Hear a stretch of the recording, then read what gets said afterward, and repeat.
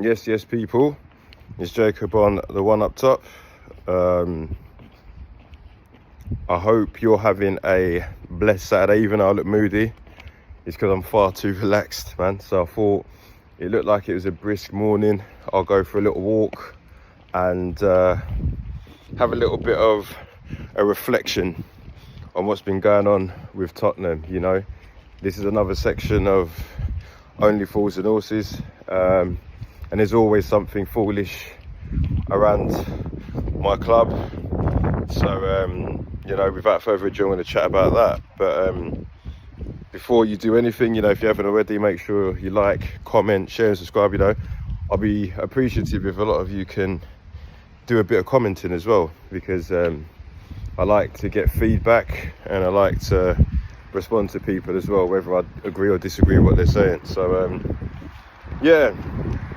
I'm going to do a bit of reflection on Tottenham, man. So, you know, whoever you are, whether you're a Tottenham fan in London, a Tottenham fan in Birmingham, a Tottenham fan in Thailand, you're bound to be over the moon with what's going on.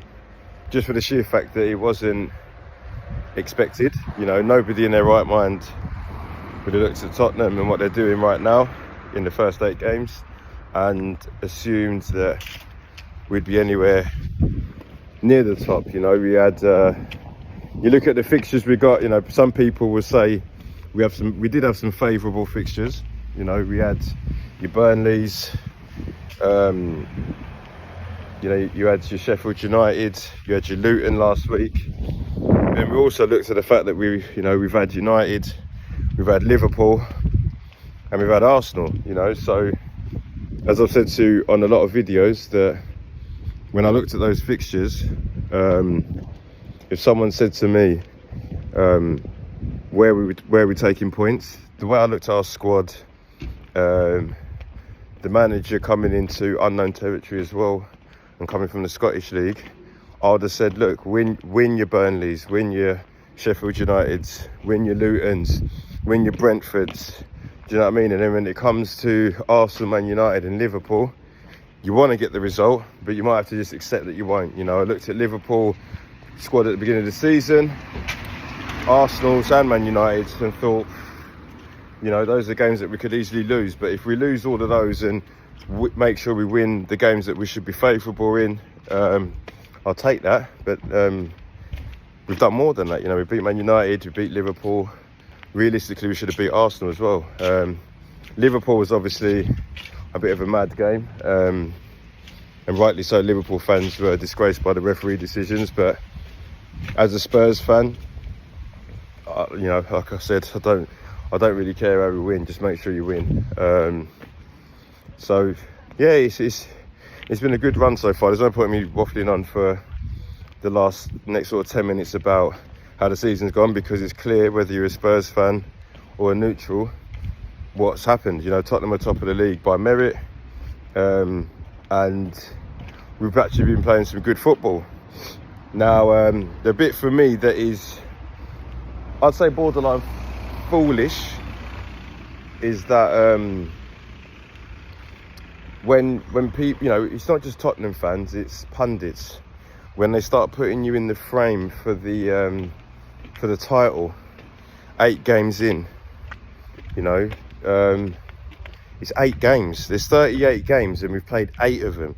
Now, of course, I'd rather be sat at the top of the summit than the bottom, because if you're at the bottom, there's 19 teams that are above you, and you've got to try and pick them off one by one to get to the position where you want to be. So, you know, Tottenham fans would have accepted that, you know, finishing in the top 6 and potentially winning a cup and seeing some progress on some better football, we'd have took that at the beginning of the season. Every Tottenham fan would. But, you know, that could quite easily still happen.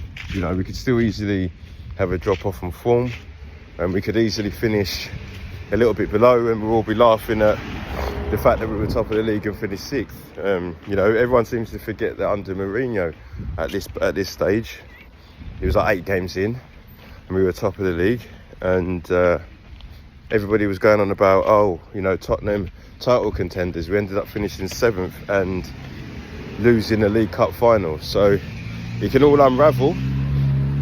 Now, obviously, I'd like to think that we're playing better football under Ange, but I think everybody involved in football just needs to tone it down.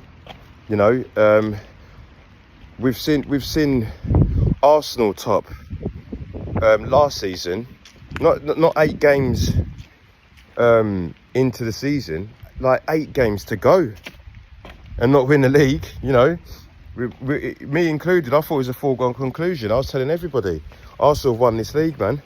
There's no way that they can lose this. You know, Man City are looking dodgy. Man City still got to concentrate on the Champions League. Do you know what I mean? I hated saying it, but I was saying to people, how can you not think that Arsenal ain't going to win this league? And they lost it. That's with 8 games to go. So for us to have 30 to go, and you still got Man City, who, you know, we all know that Man City, if there's anything that Man City do, is they start dodgily, right? They don't fill you with too much confidence, but then what I'm confident they will do is, in a season, is go 10 to 15 games and win them all. They've been doing it every season. I think the only season they didn't do it, Liverpool won a league. Other than that, they've done it. You know, Arsenal fans will tell you that last season. Liverpool fans will tell you, you know, Man City won the league on 98 points. Liverpool won it on 97. But that's because Liverpool thought, right, we've got to match them. They kept winning games, but so did Man City, and that's the reason why they won it. You know, it's not just Man City as well. You look at Arsenal. You know, Arsenal haven't been playing that great, but the only reason why we're above them is because of goal difference. They haven't been playing great. We've been purring. So, you know, there's a lot of things you've got to look into in order to signify whether someone's title to contenders. Not, you know, even though we're sitting at the top of the table, talk about who's going to win titles when, you know, when you're 18 games in. So if you're at the halfway stage and the season's looking the way it is, and Tottenham are in this position, and, you know, all of a sudden we're 4 points clear of a City or an Arsenal, then I'll have all the chat for you. You know, I'll start believing, I'll start making arrangements in May as to whether Tottenham might win the league and all that stuff. But 8 games in, I'm just happy to enjoy the ride, because, like I say, us being in the position that we are now only fills me with a slight confidence that we might get Champions League football, you know. And for me, the longer you keep yourself towards the top end of the summit, if you fall short of winning the league, let's say, then you get into the top 4, which is something that Tottenham fans at the beginning of the season I would have laughed at you if you said Champions League football, because I'd have looked at your Liverpools, your Newcastles, Arsenal, Man United, Man City, obviously. I'd have looked at it and thought, right, you know, there's no way we've got no divine right of worming our way in there, especially when we've just lost Harry Kane as well.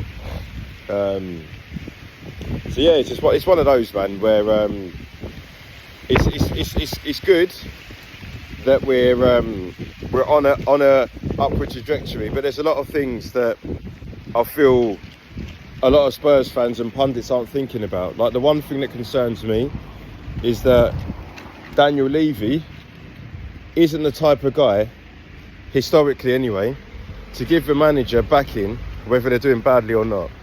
You know, if you look at what he did with Harry Redknapp, what he did with Poch, all them times, you know, realistically, Ange needs to be backed with a couple of players. Like, it should have been happening in January. I mean, in the summer.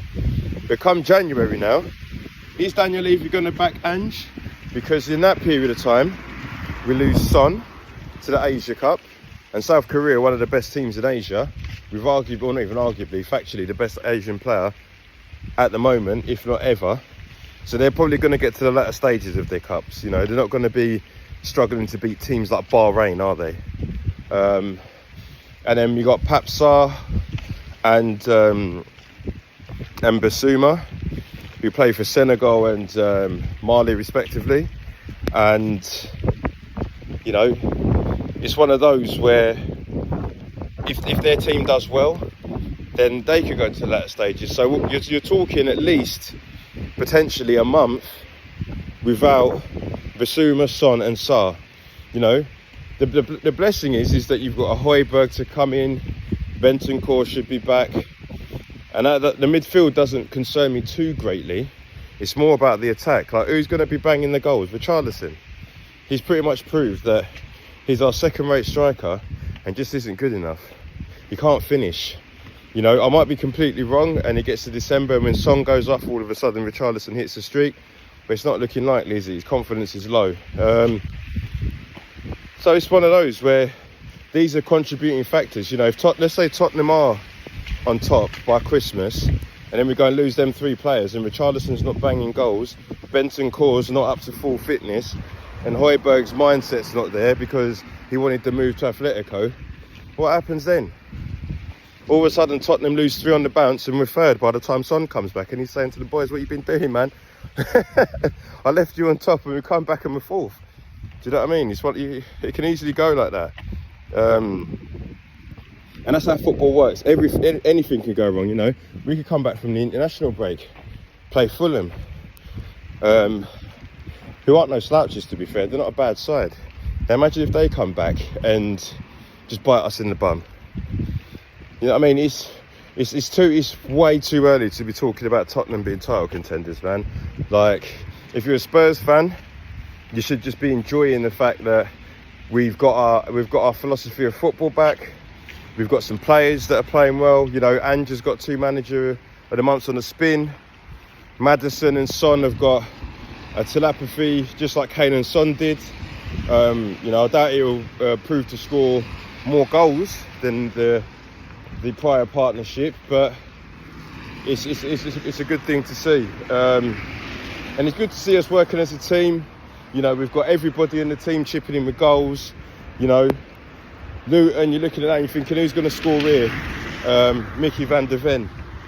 You know, with Richarlison, even though we say that he hasn't been on great form, he has scored a couple of important goals for us, you know, especially the one at Sheffield United. So, as long as you can keep that work ethic, I'm not sitting there saying you're going to win the league and that, but at least you've got the opportunity for you to be able to have something to build on, something to work on, something to push forward in. And for me, I just wanted to see progress this season.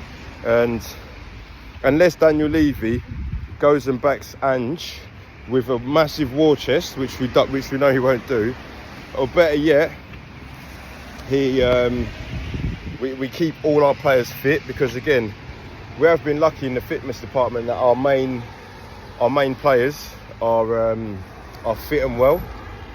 Because you know, you look at, I said it at the beginning of the season, all it takes is for a Maddison, a Son, Basuma, you know, either one of the centre halves. You know, if you look at the centre half position, we've been lucky there because Mickey van der Ven and Romero have come in and been solid. You know, they haven't conceded too many goals. Leadership skills there in abundance. However, we're 1 injury or 1 suspension away from an Eric Dyer coming in, a Ben Davies. Do you know what I mean? Like, I don't understand how people think that if an injury happens to any one of those players there, how we cope with it. You know, so those are things you've got to think about. Like I said, you could get lucky. I remember when Liverpool won the league, they had every player fit, and they didn't really rely on anybody, because if Salah was rested for a Champions League game, they had Mane, they had Firmino, they'd have other players to come in and chip in when they needed players like that rested.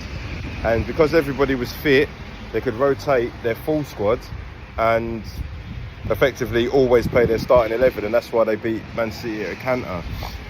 I don't feel that with the way the game is in football is being played, that you're going to keep all your players fit. You know, we've got Sonny nursing a groin injury, and he's having to keep coming off. You know, Jurgen Klinsmann, I'm hearing, rested him for 90 minutes the other day, but it's like, it's precautionary, because everybody knows that he's taking it 1 game at a time. And if that groin goes, or better yet, when he goes to Asia, he goes and plays, ruins his groin and comes back, we could have Son out for 2 months, then more.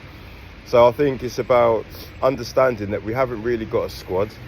You know, we've proved that our starting 11 so far can match anybody's. You know, realistically, Arsenal are probably the second best side in the league, and we should have beaten them.